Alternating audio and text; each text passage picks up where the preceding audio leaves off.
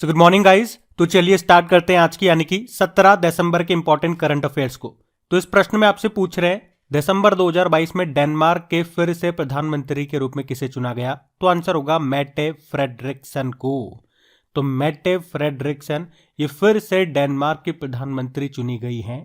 वे 2019 से डेनमार्क के प्रधानमंत्री हैं और याद रखना वे डेनमार्क के इतिहास में सबसे कम उम्र की प्रधानमंत्री हैं। डेनमार्क के बारे में हम लोग जानेंगे, लेकिन उससे पहले अगर बात करें अभी पेरू देश की पहली महिला प्रेसिडेंट कौन बनी थी? डीना बोलुआर्टे। स्लोवेनिया की पहली महिला प्रेसिडेंट बनी थी, उनका नाम है नताशा मूसर। और इटली की पहली महिला प्रधानमंत्री बनी थी जॉर्जिया मेलोनी। अब अगर डेनमार्क की हम बात करते हैं तो इसकी कैपिटल कोपेनहेगन है, करेंसी है डेनिश क्रोन और अभी फिर से प्रधानमंत्री तो यही बन गई है मेटे फ्रेडरिक्सन। आप जानते होंगे डेनमार्क में ही बनाया गया दुनिया का सबसे ऊंचा रेत महल, और जो डेनमार्क है ये बनाएगा दुनिया का पहला एनर्जी आइलैंड ऊर्जा द्वीप। अच्छा, डेनमार्क के एक फेमस बैडमिंटन प्लेयर है, उनका नाम है विक्टर एक्सेलसेन, कई बार आपने सुना होगा। और अभी 2022 में दूसरा भारत नॉर्डिक समिट ये कोपेनहेगन में हुआ था, जो कि इसकी कैपिटल है। आप जानते हो अभी वर्ल्ड कॉम्पिटिटिवनेस इंडेक्स यानी कि विश्व प्रतिस्पर्धात्मक सूचकांक 2022 आया था, उसमें टॉप पे डेनमार्क था, भारत 37 नंबर पे था। उसके अलावा अभी जलवायु परिवर्तन प्रदर्शन सूचकांक 2023 आया, जिसमें पहले दूसरे तीसरे स्थान पे कोई भी देश नहीं था, चौथे पे डेनमार्क था। और भारत की बात करोगे तो भारत 8वें स्थान पे था। उसके अलावा पर्यावरण प्रदर्शन सूचकांक 2022 जिसको वर्ल्ड इकोनॉमिक फोरम ने जारी किया था, उसमें भी टॉप पे रहा था डेनमार्क, भारत 180वें स्थान पे था उसमें। लेकिन अगर बात करते हैं वैश्विक रिश्वत जोखिम सूचकांक 2021 की यानी कि ग्लोबल ब्राइब रिस्क इंडेक्स की, तो उसमें भी टॉप पे डेनमार्क था और भारत 82 नंबर पे था। तो ये सारे पॉइंट्स आप याद रखना। बढ़ते हैं आगे। चलिए फिर बताइए, दिसंबर 2022 में किस देश के प्रधानमंत्री ने यूरोपीय संघ में शामिल होने के लिए आवेदन किया है? तो आंसर होगा कोसोवो। तो कोसोवो देश के प्रधानमंत्री हैं अल्बिन कुर्ती, जिन्होंने यूरोपीय संघ में शामिल होने के लिए आवेदन किया है। कोसोवो ये अपने क्षेत्र का एकमात्र देश था जिसने अभी तक यूरोपीय संघ में शामिल होने के लिए आवेदन नहीं किया था। कोसोवो संयुक्त राष्ट्र का ये सदस्य नहीं है, यह मैं आपको बता दूं।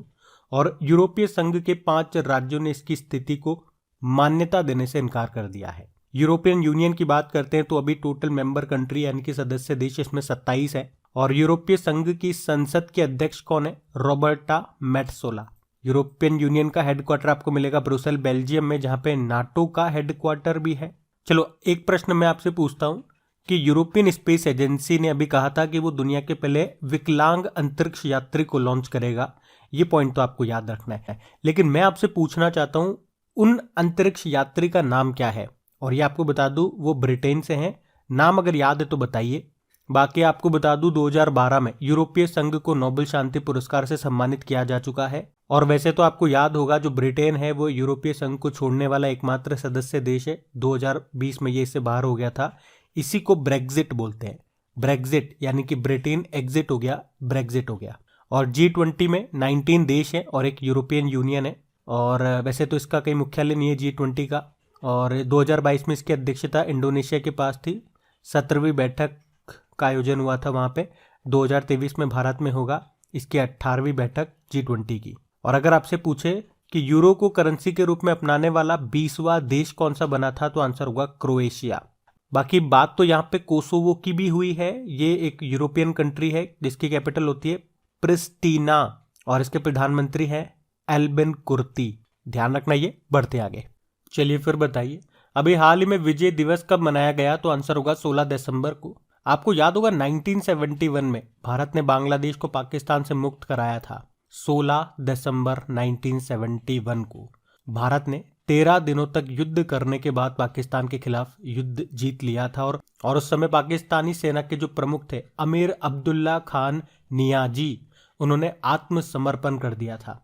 तो इसी दिन को भारत देश की रक्षा करने वाले सभी सैनिकों को श्रद्धांजलि देने के लिए यह दिन विजय दिवस के रूप में मनाते हैं। और याद रखना कारगिल विजय दिवस भी होता है, वो हम 26 जुलाई को मनाते हैं। एक ऑपरेशन विजय आपको याद होगा। देखो ऑपरेशन विजय भारतीय सेना ने 2 बार चलाया था। पहला तो 1961 में जब गोवा को पुर्तगालियों से आजाद कराया था उस वक्त चलाया था। और दूसरी बार 1999 में कारगिल युद्ध में चलाया था। एक विजय हजारी ट्रॉफी भी आपको याद आएगी, जिसको जीता है सौराष्ट्र ने महाराष्ट्र को हरा करके। चलो आप तो ये बताओ, कॉम्बैट एविएटर के रूप में आर्मी एविएशन कॉर्प्स में शामिल होने वाली पहली महिला अधिकारी कौन बनी? अभिलाषा बराक। लेकिन पूछे कि भारत की पहली महिला उड़ान परीक्षण इंजीनियर कौन बनी? आश्रिता वी ओलेटी। बाकी देखो डे वाला क्वेश्चन है, तो 1 दिसंबर को वर्ल्ड एड्स डे मनाया। 1 दिसंबर को बीएसएफ ने अपना 58वां स्थापना दिवस मनाया था। बीएसएफ के डायरेक्टर जनरल पंकज कुमार सिंह हैं। 2 दिसंबर को राष्ट्रीय प्रदूषण नियंत्रण दिवस, 2 दिसंबर को विश्व कंप्यूटर साक्षरता दिवस और 2 दिसंबर को अंतर्राष्ट्रीय गुलामी उन्मूलन दिवस मनाया। 3 दिसंबर को अंतर्राष्ट्रीय दिव्यांगजन दिवस मनाया। 4 दिसंबर को भारतीय नौसेना दिवस होता है। 5 दिसंबर को वर्ल्ड सॉइल डे होता है और 5 दिसंबर को अंतर्राष्ट्रीय स्वयंसेवक दिवस के रूप में मनाया। अभी बीच में 6 दिसंबर को भारत और बांग्लादेश ने मैत्री दिवस के रूप में मनाया था। 7 दिसंबर को अंतर्राष्ट्रीय नागरिक उड्डयन दिवस मनाया। 7 दिसंबर को सशस्त्र सेना झंडा दिवस आर्म्ड फोर्स फ्लैग डे मनाया। 9 दिसंबर को अंतर्राष्ट्रीय भ्रष्टाचार विरोधी दिवस मनाया और 10 दिसंबर को यहाँ पे हमने विश्व मानवाधिकार दिवस के रूप में मनाया था। 11 दिसंबर को अंतर्राष्ट्रीय पर्वत दिवस और यूनिसेफ डे मनाया।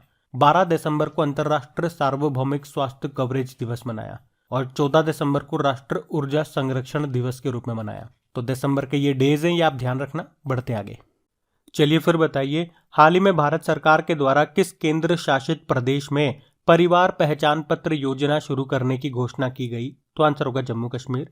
तो हरियाणा की तर्ज पर जम्मू कश्मीर में प्रत्येक परिवार को एक विशिष्ट पहचान पत्र जारी किया जाएगा। जिस तरह से हरियाणा में हर परिवार को 14 अंकों का एक विशिष्ट पहचान पत्र जारी किया गया था।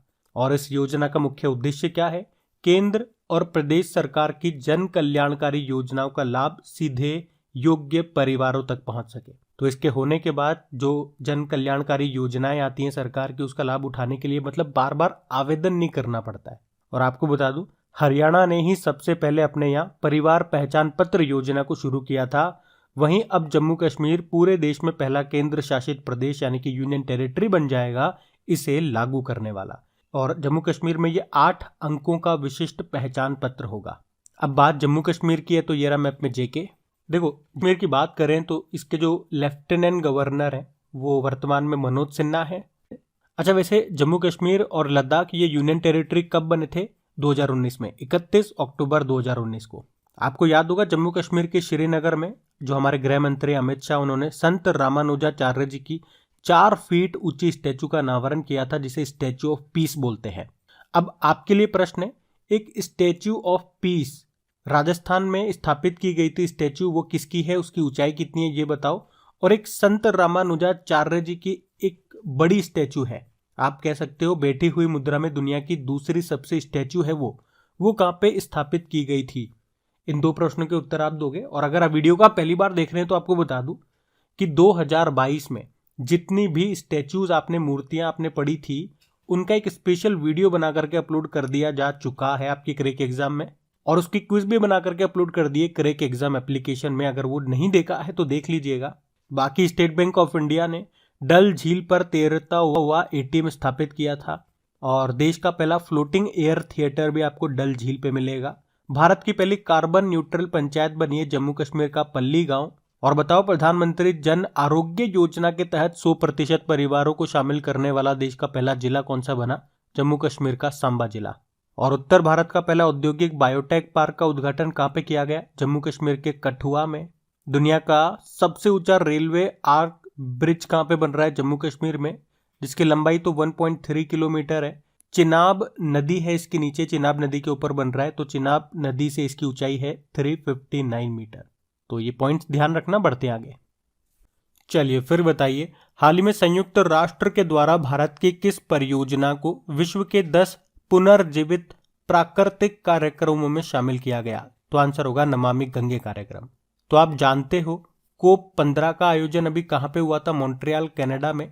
और वहीं पे एक रिपोर्ट जारी हुई और उसमें बताया कि यूनाइटेड नेशन के 10 पुनर्जीवित कार्यक्रमों में भारत की नमामि गंगे परियोजना को भी शामिल किया गया है। आपको याद होगा भारत सरकार ने 2014 में गंगा नदी को साफ करने के लिए एक प्रोजेक्ट शुरू किया था, ये नमामि गंगे।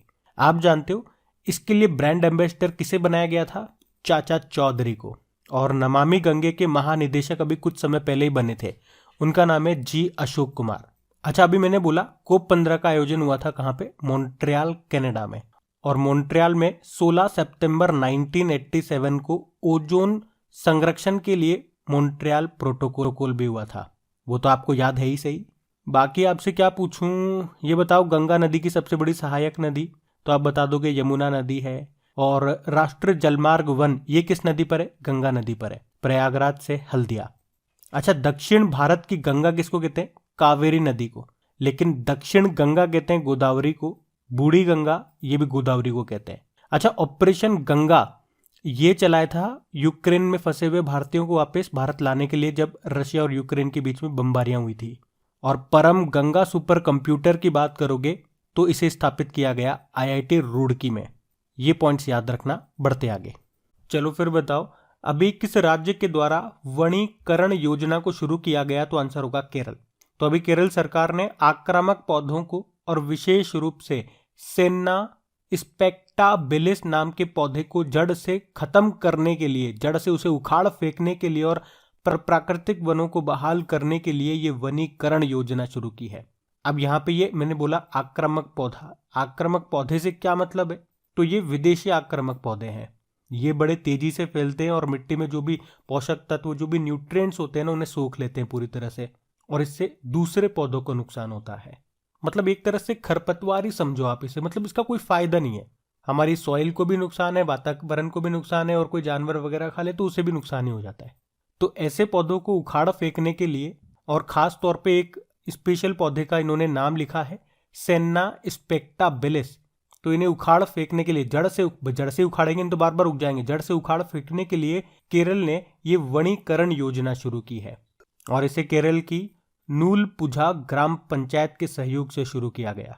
अच्छा, एक प्रश्न मैं आपसे पूछूंगा, बताओ भारत में पाए जाने वाले एक आक्रामक पौधा है जिसे द स्कॉर्च ऑफ इंडिया यानी कि भारत का संकट कहा जाता है, कौन सा है वो? तो आंसर होगा गाजर घास बोलते हैं, या फिर उसे कांग्रेस घास भी कहा जाता है। ये भी ध्यान रख लेना, अच्छा प्रश्न है ये भी।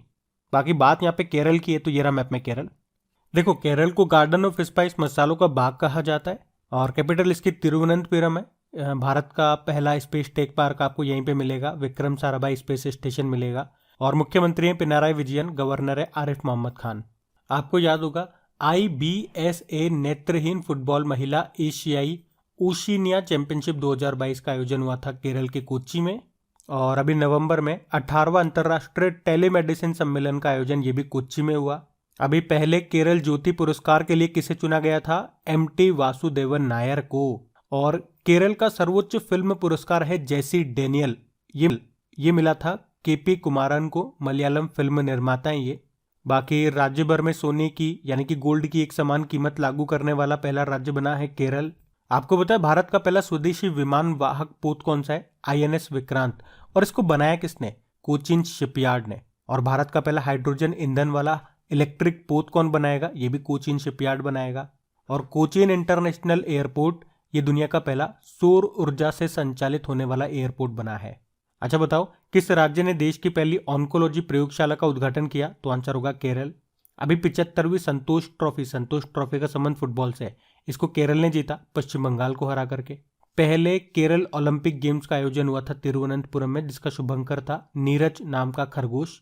और मात्र मृत्यु अनुपात मैटरनल मोर्टेलिटी रेशो ये सबसे कम है कहाँ का? केरल का ही। उसके अलावा कार्बन न्यूट्रल खेती के तरीकों को शुरू करने वाला पहला राज्य आपका केरल ही है। याद रखना ये सारे पॉइंट्स। बढ़ते आगे, बताइए अभी किस उत्पाद को GI टैग मिला? तो आंसर होगा एक तो गमोचा, एक तंदूर रेड ग्राम, और एक है रक्त से खुबानी। तो असम की संस्कृति और पहचान के प्रतीक गमोचा को GI टैग दिया गया। गमोचा का मतलब होता है यहाँ पे तौलिया, जिसे आप घर में नहाने के बाद, मुंह धोने के बाद अपने हाथ पैर पोंछते हो ना, वही चीज है, वहां पे से गमोचा बोलते हैं। उसको मिला है GI टैग। कहाँ का है? असम का है, ये याद रखना। और तंदूर रेड ग्राम ये तेलंगाना के हैं, जो एक तरह का लाल चना ही होता है, उसे भी GI टैग मिला है। और ये लद्दाख का रक्त से खुबानी है, जो एक तरह का फल है। और इनके अलावा महाराष्ट्र के सफेद प्याज को भी GI टैग दिया गया। देखो, जीआई टैग में जीआई का मतलब होता है ज्योग्राफिकल इंडिकेशन। ये अधिनियम है 1999 का, लागू हुआ 2003 में, और पहला जीआई टैग मिला था 2004 में दार्जिलिंग टी को। ये पश्चिम बंगाल की है। और पूछे पहला जीआई स्टोर कहाँ पे खुला, तो आंसर होगा गोवा में। और अगर किसी प्रोडक्ट को जीआई टैग मिलता है तो याद रखना वो कितने समय के लिए वैलिडेट रहता है, 10 सालों के लिए। उसके बाद फिर से उसे रिन्यू कराना पड़ता है। लेकिन पेटेंट किसी को मिलता है तो वो 20 सालों के लिए वैलिड रहता है। ये पॉइंट भी ध्यान रखना। अभी आपको याद होगा हैदराबादी हलीम को मोस्ट पॉपुलर जीआई का पुरस्कार मिला था ज्योग्राफिकल इंडिकेशन का। और अभी जापान ने निहोंशु, ये चावल से बनाया जाने वाला एक विशेष पेय पदार्थ है, और जापान ने इसके लिए जीआई टैग पाने के लिए आवेदन किया था। और ये पहली बार है जब जापान ने किसी प्रोडक्ट के लिए चेन्नई रजिस्ट्री में टैग के लिए, और ये पहली बार है जब जापान ने अपने किसी उत्पाद के लिए, किसी प्रोडक्ट के लिए चेन्नई रजिस्ट्री में टैग के लिए आवेदन किया था। अभी तमिलनाडु के नरसिंह पेट्टई नागस्वम को जीआई टैग मिला। ये एक शास्त्रीय पवन संगीत वाद्य यंत्र है।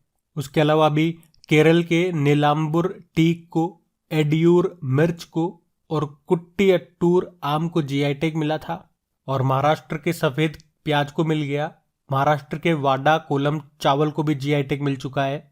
उसी तरह से मध्य प्रदेश के चिन्नौर चावल को जीआई टैग मिला था। पश्चिम बंगाल के सरभजा और सरपुरिया मिठाई को जीआई टैग मिला था।